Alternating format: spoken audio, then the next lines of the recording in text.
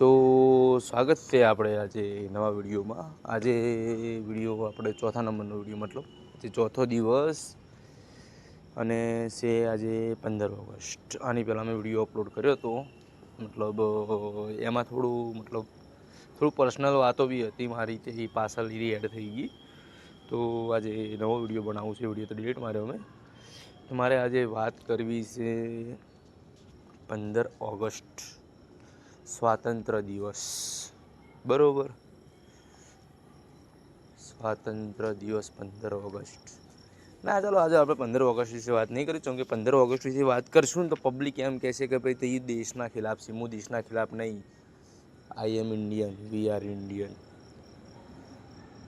हाँ, I am Indian, we are Indian, all Indian is my brother, does not sister.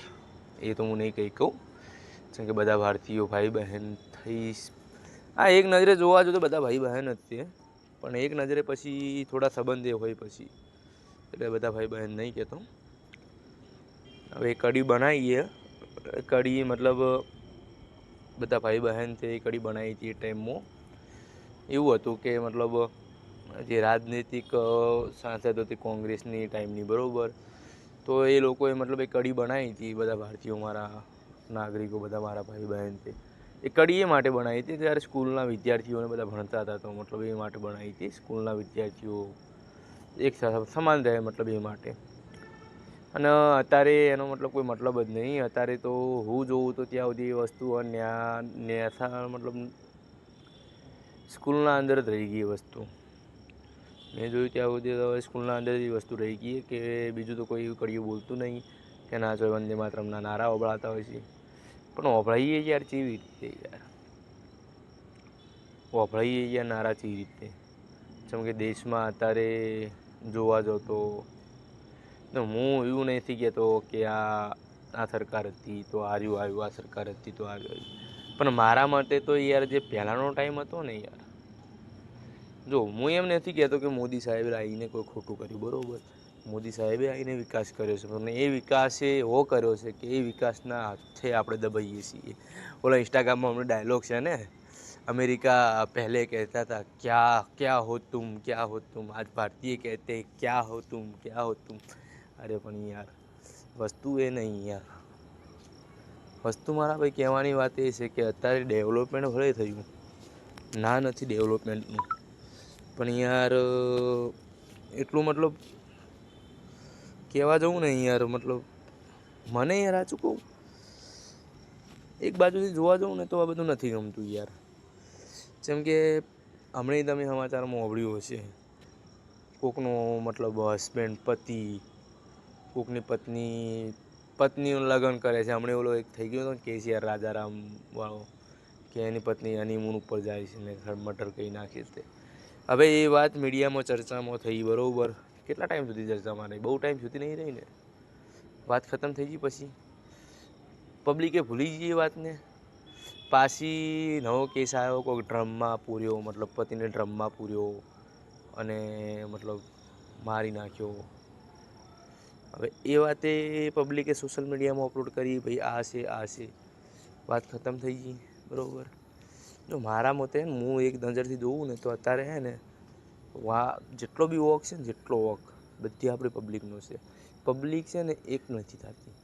હું એ unity, મતલબ જે લોકો હજુ સંચાલનો ચલાવી રહ્યા છે કે તમે ધર્મ નાત છોડો, આપણે એક હિન્દુ છીએ તો બધા મતલબ એક રહો, ધર્મ કોઈનો મતલબ પહેલાંના ટાઈમમાં જ્યારે અકબર હતો, અકબરને હલ્દી ઘાટીનું યુદ્ધ થયું, બરાબર, અમે રાજપૂતના સામે યુદ્ધ થયું, બરાબર, તો એ ટાઈમે રાજપૂતના અંદર ચલાવનારો જે સેનાપતિ હતો, મેન કમાન્ડર, એક હિન્દુ હતો, અને અકબરના અંદર જે સેનાપતિ હતો કમાન્ડર મેન, મતલબ જે રાજપૂતના સામે હતો ને એ એક મુસ્લિમ હતો, અને જે અકબર હંગાત હતો એક હિન્દુ હતો। એ ટાઈમમાં નહોતું નાત જાત તો તમારા ભાઈ, એ ટાઈમમાં રાજા રજવાડા માટે લડાતા હતા, અને હું તો કહું એ ટાઈમનું રાજા રજવાડું સૌથી બેસ્ટ હતું યાર। પ્રજા તો એક હતી કે એક માનતું કે મારો રાજા આ છે, ભલે પ્રજાના અંદર ગમે તે લોકો રહ્યા, જૈન ધર્મ રહ્યા, ઈસાઈ ધર્મ, પંજાબી જે લોકો રહ્યા બધા ભલે રહ્યા, બધા લોકો એક જ માનતા હતા કે મારો આર્યો રાજા છે, અને મારા એના કઈ વાતો માનવી પડશે. રાજા સાહેબ આવશે, રાજા સાહેબ આવશે. એક ટાઈમ તો એ તો મોનાતું હતું ને, અત્યારે શું હોય? અત્યારે શું હોય? જ્યારે દેશ આપણો કહેવાતે કે સોને કી ચિડિયા, હિન્દુસ્તાન સોને કી ચિડિયા હતી ચમ કહેવામાં આવે છે. અત્યારે જમ નથી. જેમ કે એના પછી અંગ્રેજો આવ્યા ને અંગ્રેજો જોયું કે આ હિન્દુ લોકોના અંદર એવા અમુક એવા, અરે યાર મારે ગાળો બોલવી છે યાર, હું બોલી નથી કહેતો યાર, યુટ્યુબ છે યાર. કે મારા અંદર અમુક એવા માણસો વિશે એટલી બધી ગાળો પડી છે કે હું એમના નામ લઈને ગાળો બોલું. અમુક એવા માણસો છે અંદર કે જે એમના લીધે હે ને આપણા અમુક હિન્દુઓ મતલબ એકબીજાથી વિરુદ્ધમાં થયા. બાકી ચા હતું નાત, ચા હતું જાત. ભાઈ ધર્મ હતો, સનાતન ધર્મ હતો, મુસ્લિમ ધર્મ હતો, ઈસાઈ ધર્મ હતો, જૈન ધર્મ હતો, બધાય ધર્મ હતા. બધા લોકો પોતાના ધર્મની માન્યતા રાખતા, પૂજતા બધાય, એવું નહીં કે ના પૂજતા. અને એ ટાઈમમાં અંગ્રેજો આવ્યા અને જોયું કે યારે ભડવાખાને એક જણો કરે છે, આને પકડો, આને આટલું હુનું આપો, આને આટલું હુનું આપો, આને આમ લડાવો અને આને આમ લડાવો. એ ટાઈમમાં એમને લડાઈ કરાવરાઈ, ભાઈઓ ભાઈઓ વચ્ચે ભાગલા પડાવરાયા. તારો ભાઈ ઓમ કહેતો હતો, આ તારી નાતનો નથી, આ તારી નાતનો નથી, એમ કરી કરી લડાઈને 200 ગુલામીમાં કઢવરાયા હતા કે નહોતા કઢવરાયા.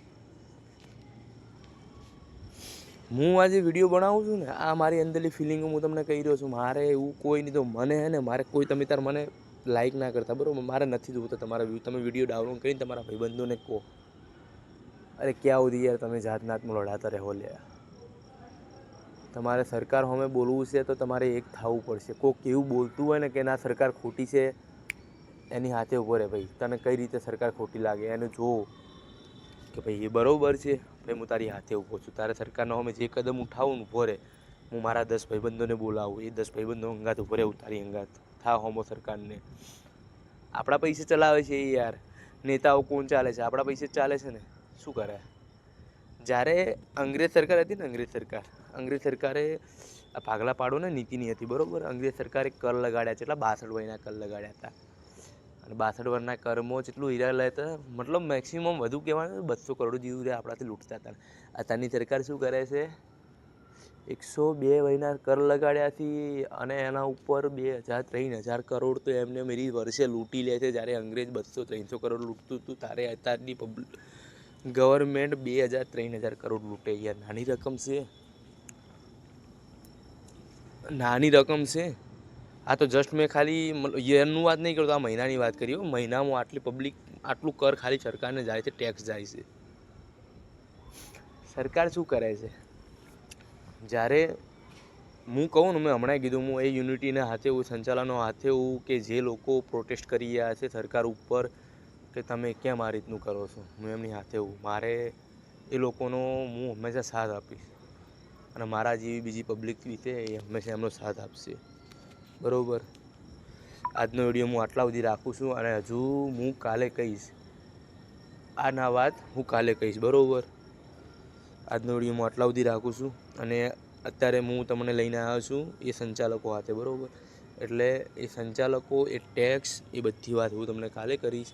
તો આજના વિડીયોમાં આટલા સુધી જ બનાવું છું, બરાબર? કાલે મળું, ઠીક છે?